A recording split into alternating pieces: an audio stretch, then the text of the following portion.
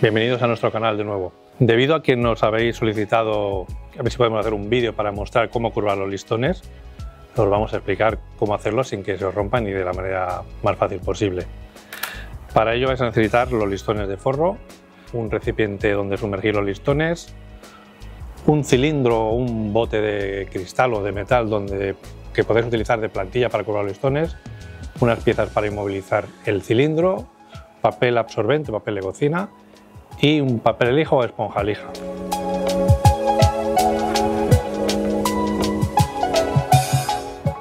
En nuestros kits os vais a encontrar diferentes tipos de materiales. Vais a encontrar listones de tilo o ayús, que son bastante flexibles, y luego vais a encontrar sapeli y caoba, que son bastante más recios y un poquito más complicados de manipular.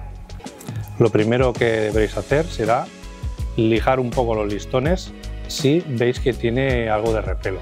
No son listones de muy buena calidad y apenas lo tienen, pero es por si acaso. No cuesta nada. Siempre lijar en la misma dirección sin repasar demasiado, solamente es un par de golpes para eliminar algún posible repelo. A continuación podéis utilizar agua caliente, agua tibia o simplemente agua del tiempo, no es necesario que ningún agua especial. Sumergir la parte de los listones que se curvará.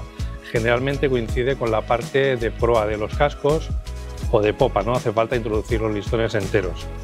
Y el procedimiento es dejarlos unos 20 minutos a remojo y esto es suficiente.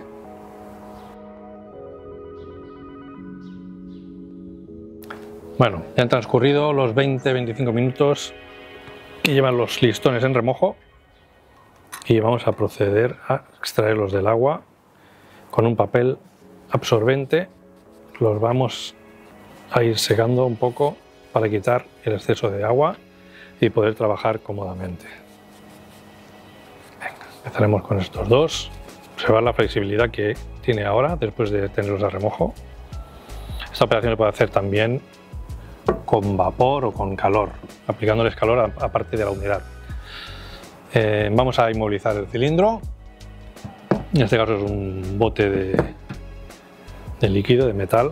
Estas piezas nos van a ayudar a inmovilizarlo para trabajar con mayor comodidad. Debemos colocar el listón en posición perpendicular al eje del cilindro, que es este, para curvarlo y conseguir esta forma, que es la que coincide aproximadamente con la proa de muchos de los barcos que tenemos, que son los galeones, navíos de línea, que tienen una proa muy achatada, muy pronunciada.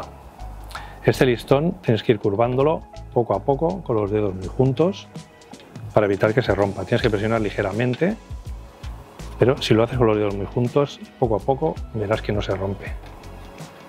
No hace falta curvar todo el listón, solamente la parte que coincidirá con la proa del casco. Esta operación la puedes realizar varias veces, puedes corregir la posición del listón siempre y cuando vuelvas a rehumedecerlo para que no rompa. Si movilizaras el listón en esta posición con cinta de carrocero, cinta de pintor, y lo dejaras secar, cuando esté seco le quites la cinta, conservará la forma. Aunque este listón en esta misma forma, así con esta humedad, ya lo puedes colocar en el barco y encolarlo y fijarlo con puntas, que no romperá y será muy fácil de adaptar. Esto lo puedes hacer con, en principio, todo tipo de maderas, siempre y cuando tengan un grueso limitado, 2 milímetros, 2 milímetros y medio de grueso más o menos.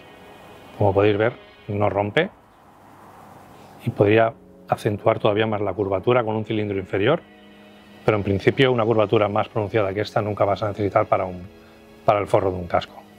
Bueno, ya os hemos explicado cómo curvar estos listones, ahora os mostraremos cómo aplicar los listones a la curvatura del casco.